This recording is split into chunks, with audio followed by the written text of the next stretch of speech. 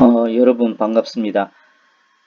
이제 거의 그 어렵 부분 마지막에 해당이 되는데, 제 9장 벌칙에 대한 내용들입니다. 이 벌칙에 대해서는 제가 따로 그 벌칙에 대한 부분들만 정리를 해서 수업 시간에 여러분들 그 아래 한글 파일로 해서 올려드리도록 제가 약속을 하고요. 요 중에서 여러분들 그 내용을 여러분들이 참조하시면 될 테고요. 최소한 여러분들이 이 벌칙에서 알아야 될 내용은, 이 10년 이하 징역 또는 1억 원 이하 벌금에 해당되는 부분과 요 7년 이하 큰 것들 있죠. 그 다음에 최소한 5년 이하 징역 또는 5천만 원 이하 벌금에 해당되는 부분에 대해서는, 이 부분에 대해서는 반드시 아셔야 된다라는 겁니다. 그 내용들이 지금 쭉 설명이 되어 있으니까 제가 요 관련된 자료를 여러분들에게 올려놓도록 하겠습니다. 그걸 여러분들이 참조를 해서 보시면 좋을 것 같고요. 여기서 몇 가지만 제가 살펴보고 이제 넘어가도록 그렇게 하겠습니다. 87조 벌칙에 보시게 되면은 제33조 제2항을 위반한다라는 이야기가 나오는데, 이 내용은 의료기관을 개설할 수 없는 사람이 만약에 개설해서 이러한 부분에 대해서 위반할 경우에는 10년 이하 징역 또는 1억 원 이하의 벌금에 처한다. 이게 올해 들어서 처음으로 여기 보시면 2019년도 8월 27일 날 신설이 되었습니다. 그래서 이 부분 한번 알아주시면 좋겠고, 그 다음에 의료기관에서 폭행을 하거나 협박을 하는 그러한 사람에 대해서, 그러한 사람이 상해를 또 발생했을 경우에는 7년 이하 징역 또는 1,000만 원에서 7천만 원 이하의 벌금에 처하게 되고, 그리고 중상에 이르기까지 한 경우에는 3년 이상 10년 이하의 징역에 처하게 됩니다. 만약에 사망에 이르기까지 한 경우에는 무기징역 또는 5년 이상의 징역에 처하게 된다. 이 부분도 새롭게 여러분이 신설이 된 그런 내용들이라는 거 한번 살펴봐 주시고요. 그 다음에 이제 중요한 것은 5년 이하 징역 또는 5천만 원 이하 벌금에 해당되는 이런 부분들을 쭉 또 한번 여러분들이 알고 계셔야 됩니다. 그래서 이 부분들을 제가 따로 정리를 해 드릴 거고요. 나머지 이런 부분들을 쭉 한번 봐 주시면 좋을 것 같습니다. 그래서 여기 보시면 내용들이 쭉 나오게 되는데, 여기에서 여러분들 양벌 규정이라는 것이 있습니다. 양벌 규정이 무엇인지 같이 한번 보도록 하겠습니다. 법인의 대표자나 법인 또는 개인의 대리인, 사용인, 그 밖의 종업원이 그 법인 또는 개인 업무를 하면서 이러한 여러 가지 어떤 위반 사항을 하게 되면은 그 행위자를 벌하는 외에, 물론 당연히 이러한 그 행위자를 벌하고요. 그 다음에 그 책임을 지고 있는 그 법인 또는 개인에게도 그 벌금형에 처하게 된다라는 겁니다. 그래서 그 담당자가 그 어떤 위반을 하게 되면 그 행위자에게 당연히 벌을 주게 되겠고요. 거기에다가 플러스 그 책임자, 법인의 경영자라든지 개인에게도 그와 관련되어 있는 벌금형을 구한다. 양벌, 두 번 다 벌을 준다라는 이야기 되겠죠. 그래서 그러한 규정이 양벌 규정이다라고 보시면 되겠습니다. 그 행위자를 벌하는 외에 그 법인 또는 개인에게도 그 해당 조문의 벌금형을 과하는 것을 우리가 양벌 규정이라고 한다. 그죠? 근데 이 양벌 규정을 어느 정도 해결한다고 할까요? 좀 피할 수 있는 그런 방법은, 법인 또는 개인이 그 위반 행위를 방지하기 위해서 얼마만큼 그 감독이라든지 주의를 게을르지 않았느냐, 그런 부분만 증명할 수 있다면 이 양벌 규정에서 빠지게 됩니다. 그래서 나머지 부분들은 쭉 여러분들이 정리를 제가 해드릴 테니까 보시고 한번 여러분 공부를 해 주셨으면 좋겠습니다. 이렇게 해서 우리가 어렵법에 대한 내용들은 다 마치게 됩니다. 그래서 여러분들 책을 일단 보시게 되면 어렵법에 해당되는 것이 총 몇 페이지다? 250페이지에 해당됩니다. 나머지 500페이지도 안 되죠. 지금 500페이지 이제도 안 되는 그 내용들이 나머지 부분들이 해당이 됩니다. 그래서 실제 이 어렵법에 대해서 우리가 많은 공부를 지금 하고 있었지만 이 중에서 5문제가 출제가 됩니다. 그죠? 여기에서 5문제가 출제가 된다라고 보시면 되겠습니다. 그리고 우리가 아까도 우리가 첫 수업에도 이런 이야기를 했었죠. 우리 의료광고 법규는 다른 과목과 틀려서 가락 과목이라는 겁니다. 20문제가 출제가 되는데 그 중에 평균 60 이상은 돼야 되고 40% 즉 8점 20문제 중에 8문제 이하로 맞게 되면 어떻게 된다? 다른 모든 과목들을 100점을 맞더라도 여러분들 국가고시에 떨어지게 된다라는 거 반드시 좀 명심을 해 주시고요. 우리가 지금 배우고 있는 이 의료관계 법규는 앞에서도 제가 설명을 드렸지만 총 4개의 챕터로서 이루어져 있습니다. 첫 번째 게 우리가 방금까지 배웠던 어렵법입니다. 요거 4문제가 출제가 되고요. 그 다음에 나오는 것이 의료기사 등에 관련된 법률, 그죠? 여기서도 역시 5문제가 출제가 됩니다.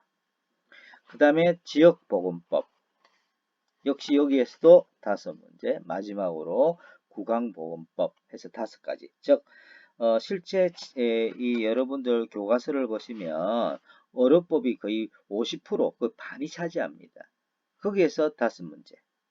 나머지 의료기사 등에 관련된 법률, 지역보건법, 구강보건법, 실제 내용은 역시 나머지 50%, 3개가 합쳐서 50%밖에 되지 않지만 각각 해서 5문제씩에서 15문제가 출제가 된다라는 거. 그 부분을 꼭 좀 기억을 해 주시면 좋겠습니다.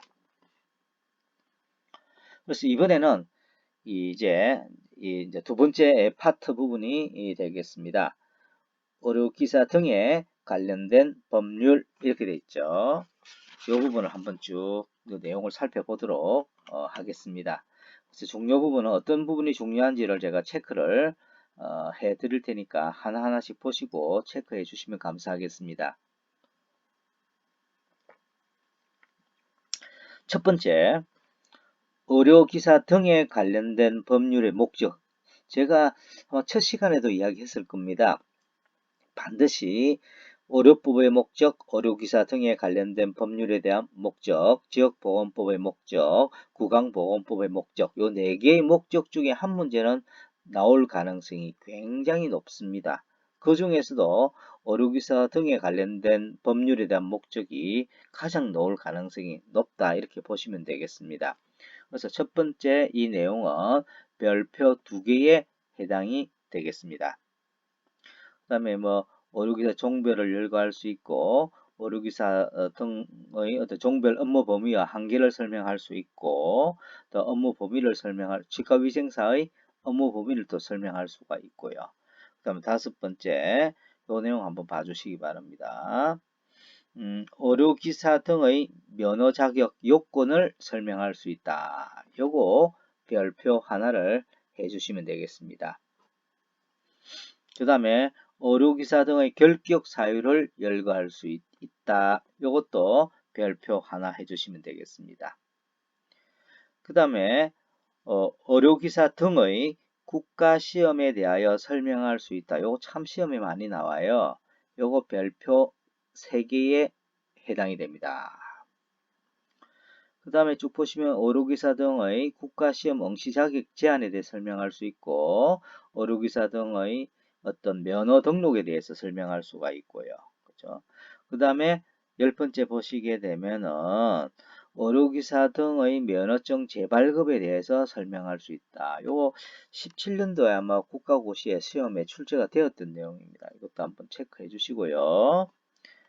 그 다음에 무면허자에 대한 업무 금지에 대해서 설명할 수 있고 12번째로 의료기사 등의 비밀 누설 금지 의무를 설명할 수 있어야 되고 13번째로 여기 보시면 이거 중요합니다. 13번째 내용 의료기사 등의 실태 등의 신고사항을 설명할 수 있다. 요거 별표 3개에 해당됩니다. 요것도 시험에 정말로 많이 나옵니다. 그 다음에 14번째 의료기사 등의 보수교육과 관련된 사항을 설명할 수 있다. 이것도 중요하죠. 별표 하나에 속합니다. 그 다음에 의료기사 등의 보수교육 위탁기관을 설명할 수 있고 16번째 의료기사 등의 자격정지에 대한 사항을 설명할 수 있다. 이것도 중요합니다. 그래서 이것도 별표 하나에 해당이 된다. 그 다음에 청문회, 청문과 관련된 우리가 의료법에서 청문 굉장히 중요하다고 이야기했었죠. 청문회에 관해서 실제 의료기사에 대한 청문에 대한 부분은 몇 가지가 없습니다. 살펴봐 주시고요. 권한의 위임 또는 위탁사항 이전에 이런 이야기 했었죠. 보건복지부 장관, 시도지사의 권한에 대한 부분에 대해서 어느 부분까지 어떤 사람이 위임을 가느냐, 뭐 시도지사, 뭐 시군구청장, 보건소장, 질병관리본부장 이런 것들을 제가 설명을 드린 적이 있습니다. 그래서 그런 부분들에 대해서 이야기를 하고 그 다음에 이제 의료기사 등의 3년 이하 징역 또는 3천만 원 이하 벌금에 해당되는 거 우리가 아까 보셔서 아시겠지만 그 의료법에서는 예전에는 5년 이하 징역 또는 5천만 원 이하 벌금이 제일 컸었거든요. 근데 새로 이제 신설이 되면서 그죠? 신설이 되면서 10년 이하 징역 또는 1억 원 이하 벌금도 해당이 됩니다. 의료법에서는요. 그런데 그 의료기사 등에 관련된 법률에서 가장 큰 어떤 그 벌칙은 뭐냐면 바로 요겁니다. 3년 이하 징역 또는 3천만 원 이하의 벌금에 대한 내용들이 가장 크다라고 보시면 되겠습니다. 그래서 19에 해당되는 이 부분 의료기사 등에 관련된 어떤 그 부분에 대한 벌칙에 대해서 시험에 출제가 된다 그러면 이 부분이 시험에 출제가 될 가능성이 굉장히 높습니다. 그래서 이것을 별표 2개를 해주시고요. 나머지 500만 원 이하 또 양벌 규정 그 다음에 의료기사 등 과태료 부과사항 이렇게 해서 실제로 우리가 의료기사 등에 관련된 법률에 대한 그런 내용들이 나온다라고 보시면 되겠습니다.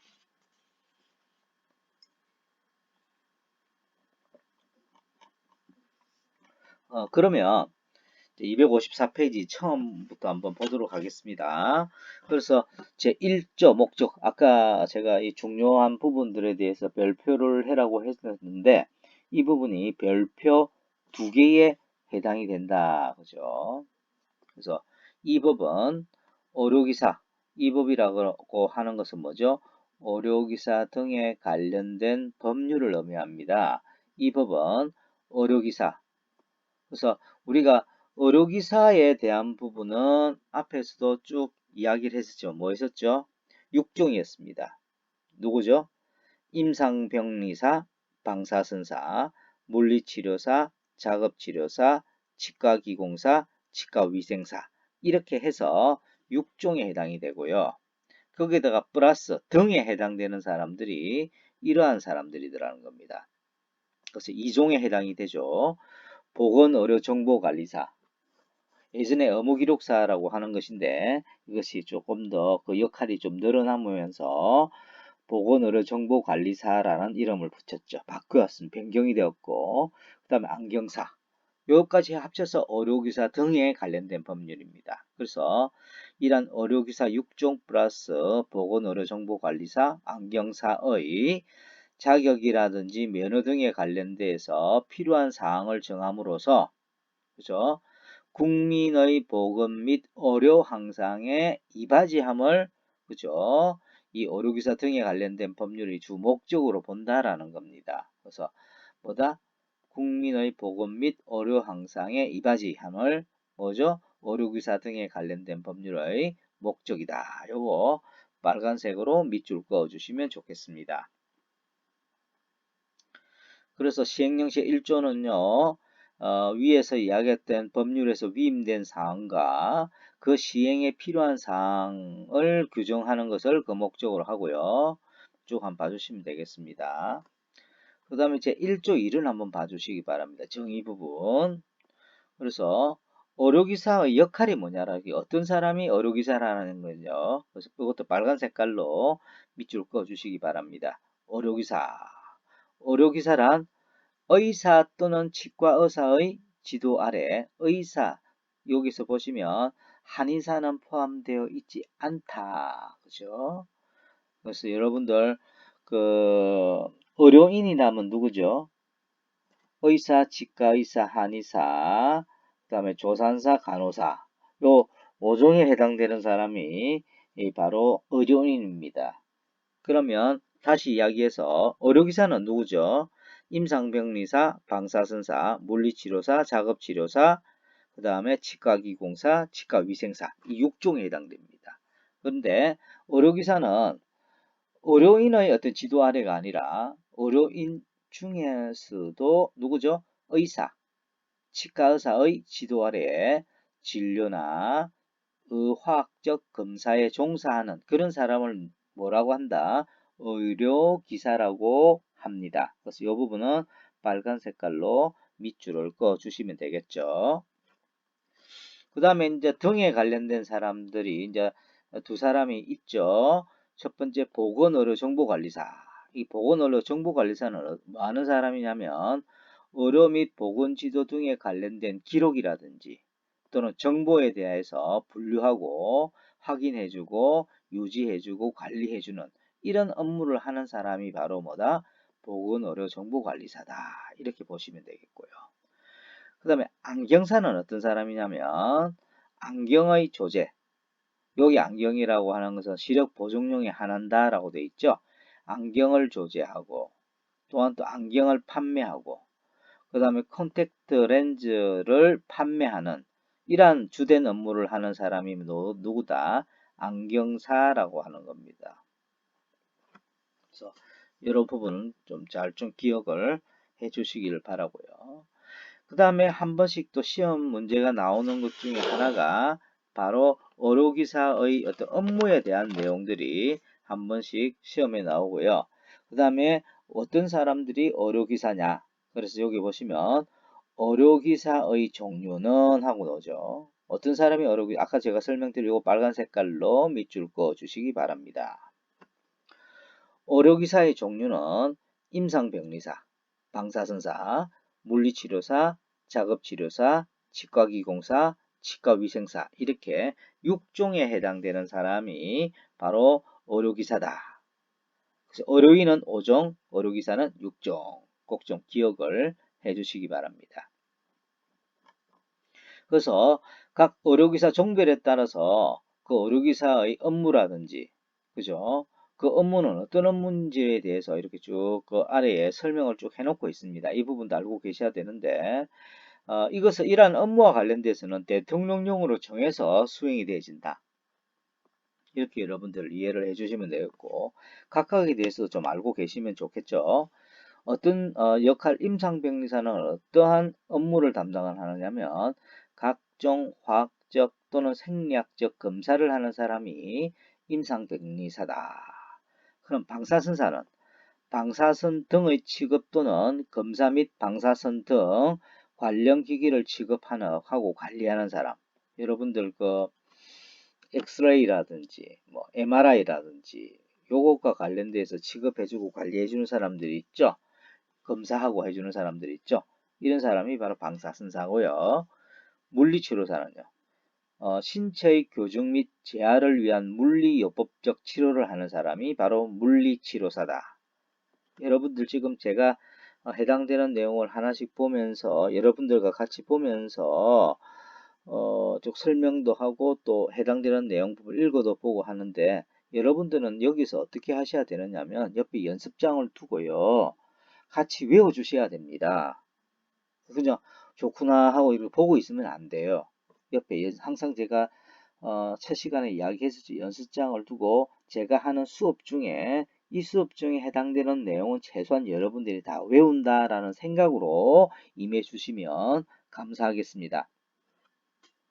그래서 물리치료사는 뭐 하는 사람이라고요? 신체를 교정하고 재활을 하기 위한 물리요법적 치료를 하는 사람이 물리치료사고, 그다음 물리치료사와 작업치료사 약간 혼돈하는 사람이 있는데, 작업치료사는요 어떤 기능장애를요 회복시키기 위한 어떤 작업요법적 치료를 하는 사람이 작업치료사고, 교정이라든지 재활을 위해서 어떤 치료하는 사람이 물리치료사, 어떤 기능장애를 회복시키기 위해서 치료하는 사람이 작업치료사. 그 부분은 잘 좀 구별이 되었으면 좋겠습니다.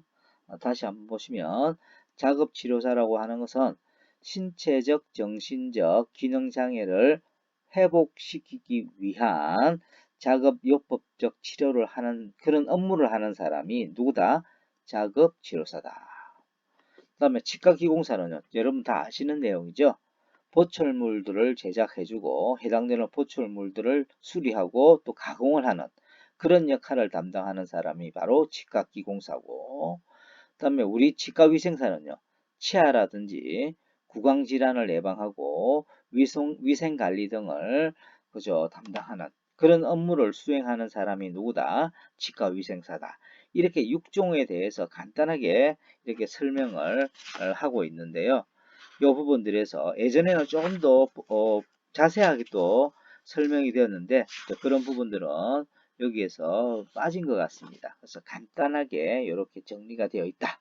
그렇게 여러분들이 봐주시면 좋겠습니다. 특히 여기서 이 부분, 치과위생사에 해당되는 이 부분은 파란 색깔로 밑줄 그어 주시면 되겠습니다.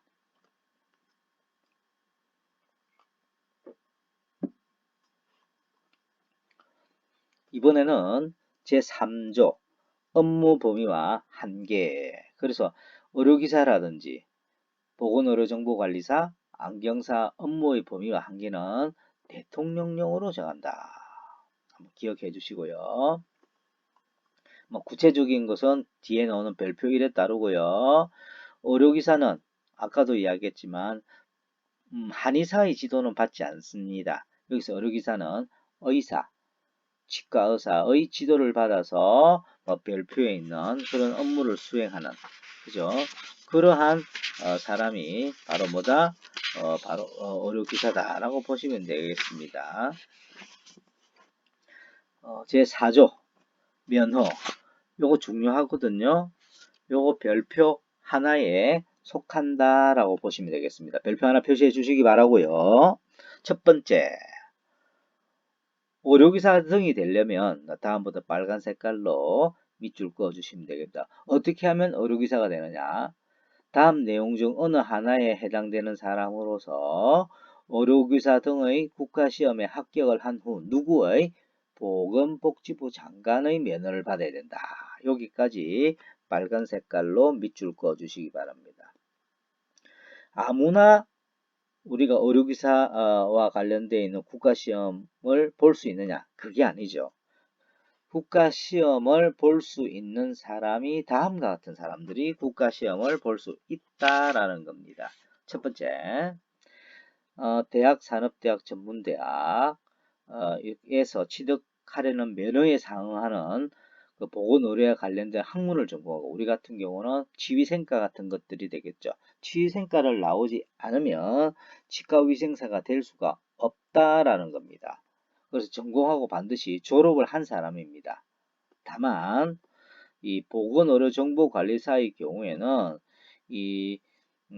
여기 보시면 보건의료정보관리사 교육과정 인정을 받은 대학 등에서 보건의료정보 관련된 학문을 전공하고, 그래서 뭐 보건의료정보관리사 교육과정 인정을 받지 못한 대학에서는요, 그냥 보건의료, 예를 들어서 보건행정과다 했을 때 그 인정받지 못한 대학에서는요, 우리가 할 수가 없다라는 것이죠. 즉, 요 보건의료정보관리사를 획득할 수가 없다. 이렇게 보시면 되겠습니다. 그 다음에 두 번째, 세 번째 다 삭제가 되었고요. 그 다음에 이제 외국에서 이 우리가 전공과 관련된 그죠? 그런 학교 제1호라고 하면 여기 있는 요 내용을 말하죠. 상하나 요 전공하고 졸업한 요 부분이 되는데, 이런 같은 수준은 이상의 교육 과정을 이수하고 외국의 그 해당 의료기사 등을 면허를 받은 사람. 예를 들어 볼까요? 어떤 싱가포르에 있는 어떤 사람이 싱가포르에서는 이 시험을 합격을 해서 직업위생사로 지금 근무를 하고 있습니다. 근데 이 사람이 우리나라로 만약에 이민을 왔어요. 우리나라에 이민을 왔으면 자기가 그 나라에서 직업위생사 자격증이 있다고 해서, 그죠? 우리나라에서 바로 직업위생사 직을 수행할 수 있느냐라는 거죠. 할 수 없다라는 겁니다. 그래서 그러면 어떻게 해야 되느냐? 이 사람은 다시 이 사람에 한해서는요. 우리나라에서는 국가고시를 시험 칠 수 있는 자격은 준다라는 겁니다. 이런 자격을 줘서 다시 우리나라의 직가위생사 그죠? 자격시험에 합격해야만이 우리나라에서 직가위생사 업무를 수행할 수 있다라는 겁니다. 그래서 그 내용이 지금 들어가 있죠. 제1항 제1호 단서에도 불구하고 입학 당시 인정기관의 인정을 받은 대학 등에 입학한 사람으로 그 대학 등에서 보건의료정보 관련된 정보를 전공하고 보건복지부령으로 정하는 교과목을 이수해서 졸업한 사람은 졸업 당시 해당 대학 등이 인정기관의 인정을 받지 못했다 하더라도 보건의료정보관리사 국가시험 응시 자격을 갖춘 것으로 본다.